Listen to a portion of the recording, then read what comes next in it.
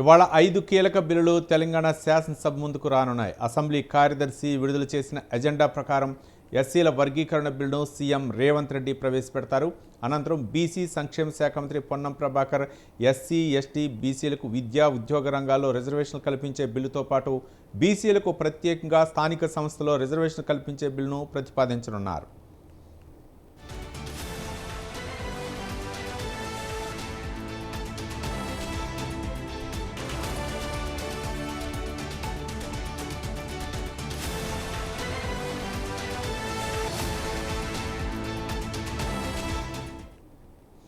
బీసీలకు చట్టసభల్లో 42% రిజర్వేషన్లు కల్పించే బిల్లును ఆమోదించిన అనంతరం దేశవ్యాప్తంగా బీసీలకు స్థానిక సంస్థలో 42% రిజర్వేషన్లు కల్పించాలని కోరుతూ తీర్మానాన్ని ఆమోదించి కేంద్రానికి పంపే అవకాశాలు ఉన్నాయని తెలుస్తోంది.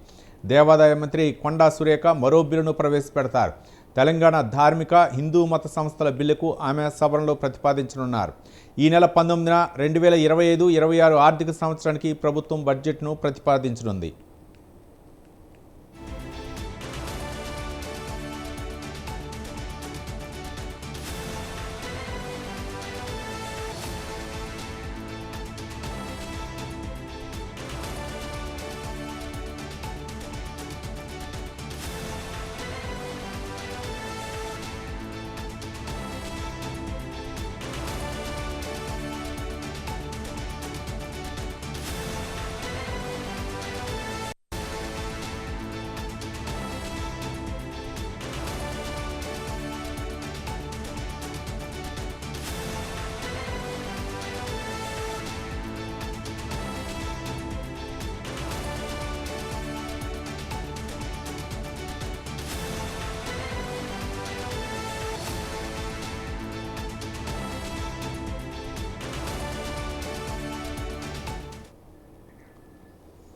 ఇవాళ శాసనసభ, శాసనమండలి ప్రశ్నోత్తరాలను చేపట్టనున్నాయి. విదేశీ విద్యానిధి పథకంతో పాటు ప్రభుత్వ జీవోలను అందుబాటులో ఉంచడం, సంక్షేమ హాస్టల్లో డైట్ ఛార్జీల పెంపు, హెచ్ఎండిఏ భూముల తాకట్టు తదితర అంశాలపై సభ్యులు అడిగే పలు ప్రశ్నలకు ప్రభుత్వం సమాధానం ఇవ్వనుంది. ఇక మండలిలో కూడా ఇవాళ కీలక ప్రశ్నలు రానున్నాయి.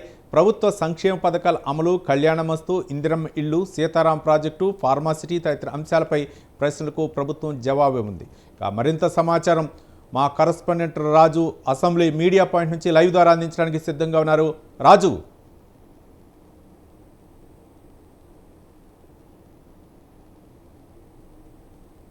మండలి సమావేశాలు మరి కాసేపులో ఉదయం 10 గంటలకు ప్రారంభం కాబోతా ఉన్నాయి. ఈ శాసనసభలో ఇవాళ శాసనసభలో ప్రధానంగా 5 కీలక బిల్లుల మీద చర్చ జరగబోతా ఉంది. మొదటి తెలంగాణ రాష్ట్ర ప్రభుత్వం ఏర్పాటు, తెలంగాణలో కాంగ్రెస్ ప్రభుత్వం ఏర్పాటు అనంతరం చేపట్టినటువంటి ఈ ఎస్సీ వర్గీకరణకు సంబంధించినటువంటి బిల్లును సీఎం రేవంత్ రెడ్డి టేబుల్ చేస్తారు. దాని మీద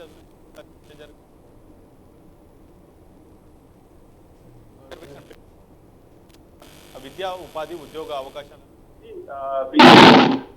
పొన్నం ప్రభాకర్ ఈ యొక్క బిల్లును టేబుల్ చేస్తారు. ఆ అనంతరం బీసీలకు అటు స్థానిక సంస్థల ఎన్నికల్లో రిజర్వేషన్ 42% పెంచుతూ మరో బిల్లును కూడా పొన్నం ప్రభాకర్ శాసనసభలో ప్రవేశపెట్టనున్న. ఆ తర్వాత దేవాదాయ శాఖకు సంబంధించినటువంటి మరో బిల్లు చారిటబుల్, అలాగే హిందూ ఆలయాలకు సంబంధించినటువంటి మరో బిల్లును కూడా కొండా సురేఖ టేబుల్ చేశారు. వారితో పాటుగానే మరోవైపు ఇప్పటికే తెలుగు యూనివర్సిటీ, పొట్టి శ్రీరాములు తెలుగు యూనివర్సిటీ చట్ట సవరణ బిల్లును మొన్న సభలో ప్రవేశపెట్టిన నేపథ్యంలో దాని మీద కూడా సుదీర్ఘంగా చర్చ చేయనున్నారు. అయితే ప్రధానంగా రాష్ట్రంలో తెలంగాణలో అటు కాంగ్రెస్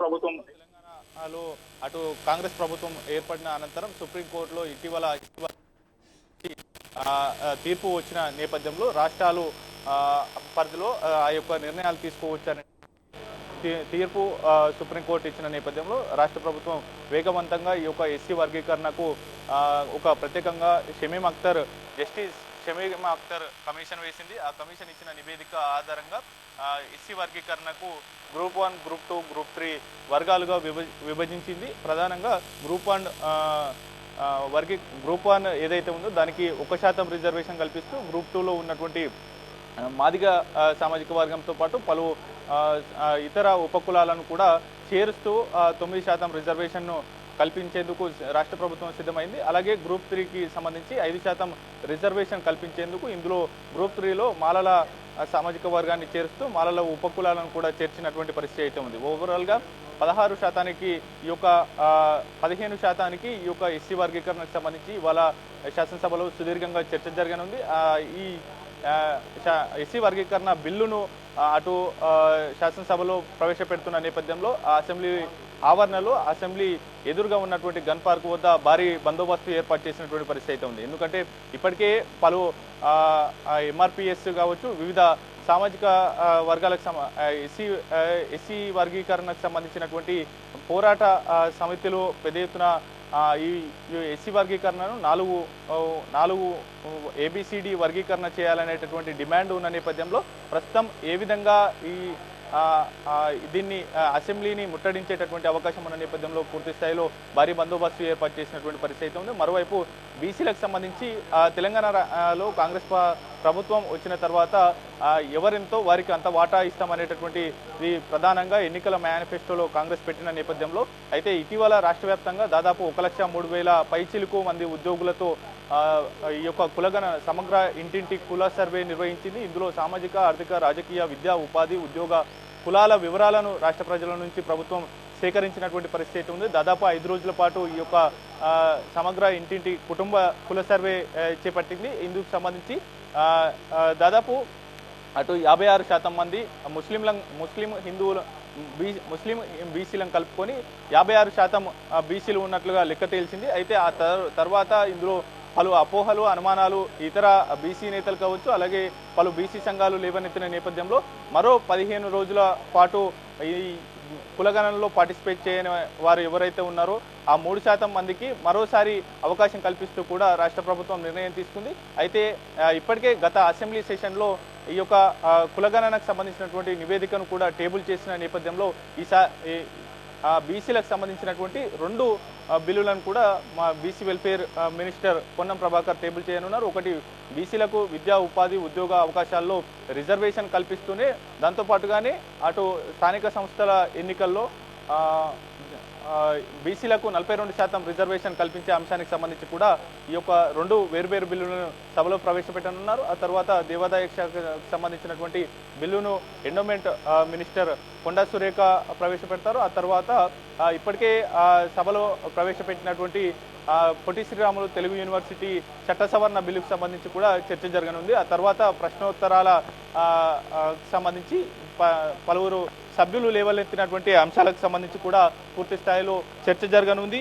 ప్రధానంగా అటు శాసన మండలిలో ఇవాళ పూర్తి స్థాయిలో కూడా ప్రశ్నోత్తరాలను టేబుల్ చేయనున్నారు. ప్రధానంగా అటు పలువురు సభ్యులు లేవనెత్తినటువంటి అంశానికి సంబంధించి కూడా పూర్తి స్థాయిలో చర్చ జరగనుంది. ప్రధానంగా శాసన మండలిలో ప్రభుత్వ పథకాల అమలు, అలాగే కళ్యాణమస్తు పథకానికి సంబంధించి కూడా పలువురు సభ్యులు ప్రశ్నలు లేవనెత్తారు. ఇందిరమ్మ ఇల్లు పథకం, సీతారామ ఎత్తిపోతల ప్రాజెక్టు, రంగారెడ్డి జిల్లాలో ఫార్మాసిటీ భూసేకరణ సంబంధించినటువంటి ప్రశ్నలు కావచ్చు, అలాగే రాష్ట్రంలో విత్తన ఉత్పత్తి, వరి ధాన్యాల bonus, Telangana clean and green energy policy, వరిధాన్య సేకరణ, తుమ్మిడిహేటి నుంచి ఎల్లంపల్లికి ప్రాజెక్టుకు నీటి సరఫరా వంటి ప్రశ్నలు శాసన మండలిలో ఇవాళ చర్చ జరగనుంది. వీటితో పాటుగానే శాసన సభలో కూడా పలు కీలకమైనటువంటి పలువురు సభ్యులు లేవనెత్తినటువంటి అంశాల మీద కూడా చర్చ జరగనుంది. ప్రధానంగా శాసన సభలో ఇటీవల గురుకులాలు, అలాగే రెసిడెన్షియల్ పాఠశాలలో పెంచినటువంటి మెస్ ఛార్జీలతో పాటుగానే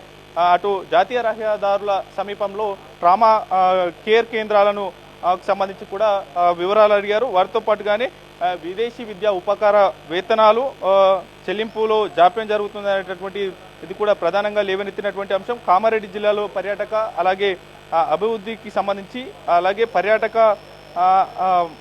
పర్యావరణ పర్యాటక, వాటితో పాటుగానే శంకరపల్లి మండలంలో హై లెవెల్ బ్రిడ్జ్ నిర్మాణం, ఇటువంటి పలు కీలకమైనటువంటి ప్రశ్నలు లేవనెత్తిన నేపథ్యంలో వాటికి కూడా అధికార పక్షం నుంచి సమాధానాలు ఇవ్వనున్నారు. ఇవాళ ఓవరాల్గా అటు పూర్తి స్థాయిలో కూడా బీసీ ఏళ్ల తరబడి పోరాడుతున్నటువంటి బీసీ రిజర్వేషన్, స్థానిక సంస్థల్లో 42% రిజర్వేషన్ కాంగ్రెస్ పార్టీ హామీ ఇచ్చింది కాబట్టి దాని మీద కూడా ఇవాళ సభలో బిల్లు ఆమోదించిన తర్వాత దాని కేంద్రంలో షెడ్యూల్, రాజ్యాంగంలోని 9వ షెడ్యూల్ చట్ట సవరణ చేయాలంటూ, ఉభయ సభల్లో సవరణ చేయాలంటూ కూడా శాసనసభ తీర్మానం చేసేటటువంటి అవకాశం ఉంది. ఆ తీర్మానం అనంతరం అఖిలపక్ష నేతలతో ఢిల్లీ వెళ్ళి ఒత్తిడి తేవాలనేది కూడా రాష్ట్ర ప్రభుత్వం యోచిస్తున్నట్లు తెలుస్తూ ఉంది. అయితే ఈ శాసనసభ 10 గంటలకు ప్రారంభం కానుంది. అంతకంటే ముందుగానే బీసీ సంక్షేమ శాఖ మంత్రి పొన్నం ప్రభాకర్ కార్యాలయంలో అసెంబ్లీలో ఉన్నటువంటి తన క్యాబిన్లో బీసీ కాంగ్రెస్ పార్టీలో ఉన్నటువంటి బీసీ ఎమ్మెల్యేలు ఎమ్మెల్సీలతో